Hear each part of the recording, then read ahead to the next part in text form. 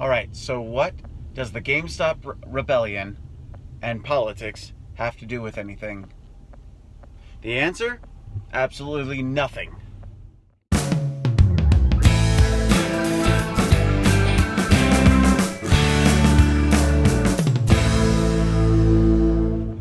Hi, welcome back to the Colorblind Architect Podcast. I'm your host, David, and today is another driving vlog. And at the intro, I asked, what does the GameStop rebellion and politics have to do with anything? And I said absolutely nothing. And I do believe that. I do believe that this GameStop stuff with, the Redditors buying up all the stocks and basically crushing the shorters, the hedge funds with short positions. I really do believe it has nothing to do with politics. Now, does it have political implications? Yes.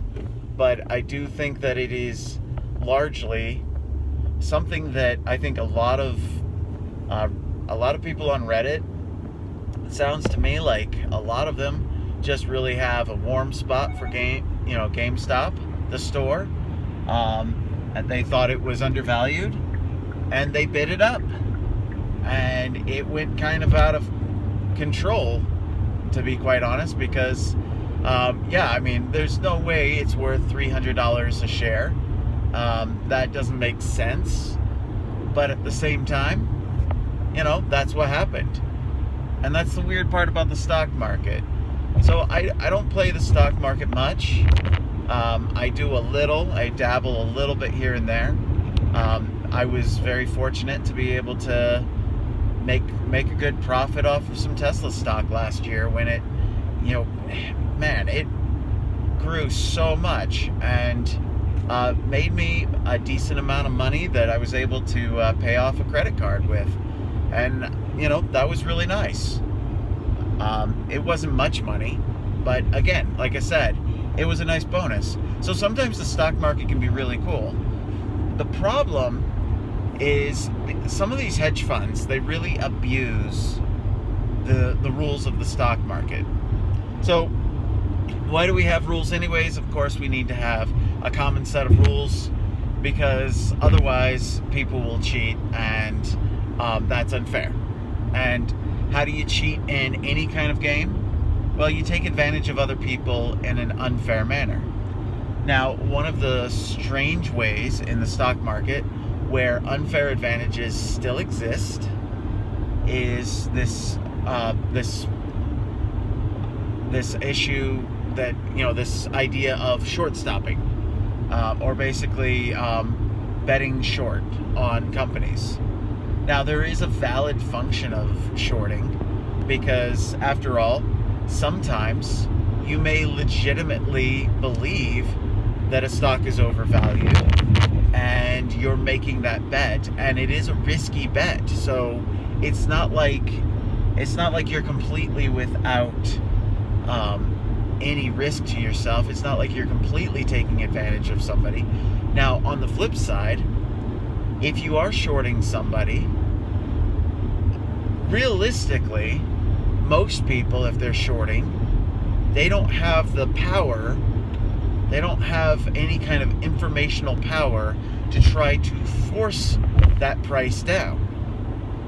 Whereas hedge funds, who many of them also have deep connections with media outlets and other influencers, they have the power to influence the price of a stock in the way that they talk about it on the news media.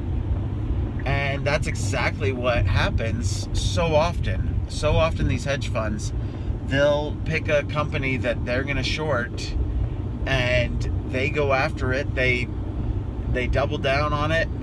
And then they get all their news media friends to talk trash about the company, causing the stock to tank. And then, of course, they make their profit.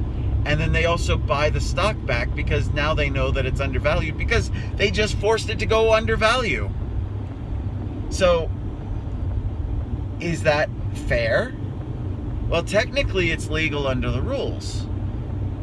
Now, is it right? Is it ethically right? I would argue no. I would argue that it is horribly corrupt, and not corrupt in a means of being illegal. I mean corrupt as in ethically corrupt. It's a distortion of the free market for the benefit of harming others so that you yourself can get rich off of the pain and suffering of others. Now let's be clear about this. By shorting GameStop, what these hedge funds were aiming to do was to gain an advantage, get a huge profit, and all the while it would cause GameStop to fail. And if that happens, what? Well, you get a ton of employees that end up losing jobs. You get landlords that lose tenants, because all these franchises of, all these locations of GameStop, they would go out of business. By the way, if they're franchised, I don't know if they are, but a lot of times these stores like this are franchised. So that would mean that all the franchise owners, which by the way are small businesses, these are like mom and pop type people. Now, like I said, I don't know if GameStop does that. I should look into that. But the point is that most retail stores, a lot of them are franchised. And the reason why you do that as a major corporation is it allows you to spread out your reach, get your brand out there to a lot more locations a lot faster. And along the way, you build a lot of equity partners, namely your franchisees. Your franchisees, like I said, these are mom and pop operations. These are just average people. I have a good friend who used to own a pizza restaurant. And this pizza restaurant, it's a chain, but it was just a franchise. They owned this location because they dipped their life savings into it, built out this restaurant. It was successful for years, and then the COVID lockdowns come along, and they get shut down because it's a buffet, and buffets were by far the worst hit, because who's going to go into a buffet when a pandemic's going on? Well, so they ended up shutting their doors forever. Well, did that hurt the corporation? Yes. But who did it hurt most? It hurt that family. I mean, you're talking about a mom and dad who are raising kids, right? And this is the way that they pay for their family bills. It's not like they have some job, some 401k, And so that's why it really irritates me, this whole short stopping thing, the short bets, because these bastards in Wall Street, they think nothing of it. They think, oh yeah, well, nobody's getting hurt and I'm getting rich off of it. That's bullshit. I mean, let's be very clear. These Wall Streeters who have been betting against companies, and a lot of times you've got real big a-holes like George Soros, who, how he got wealthy? He got wealthy by shorting currencies. Yes, he was betting against economies. He was betting against countries. And he destroyed a lot of economies by shorting currencies. And yet we're supposed to believe that he's a good guy? I'm sorry, it may be legal to do that, but it is highly unethical, because you are causing direct harm to others. Why we don't make this illegal, I don't know. Now, I get it. Like I said, I understand the argument from the other standpoint. The argument from the other side is that short selling is a means of helping to realign prices to where they really should be when a stock is overvalued. What I would counter with is that's going to somewhat naturally happen by the fact that people don't like to own a stock that is underperforming, and so they will sell it, and that will automatically lower the price back to where it should be. If a stock market is truly, a free market type situation, and the information is actually equally available to everyone, this is a big key statement, is information must be freely available to everybody in a market for it to be a true free market. This is exactly why, and rightly so, a lot of Democrats and leftists do argue against the free market in healthcare, rightly pointing out that there is actually no free market in healthcare because there is no equal footing on the information side for the patients, right? The patients don't actually have an equal footing in that knowledge because, like, let's say, for example, you go to the emergency room because you're having a heart attack. They take you into the operatory so that they can perform open heart surgery on you. Well, you're under anesthesia. They put you to sleep during the operation so that you don't feel the pain and so that you can't twitch and stuff, right? Well, they're doing all this stuff that you have absolutely no idea what they're doing because you're not even conscious. And while you're unconscious, they could be using X number of gauze pads and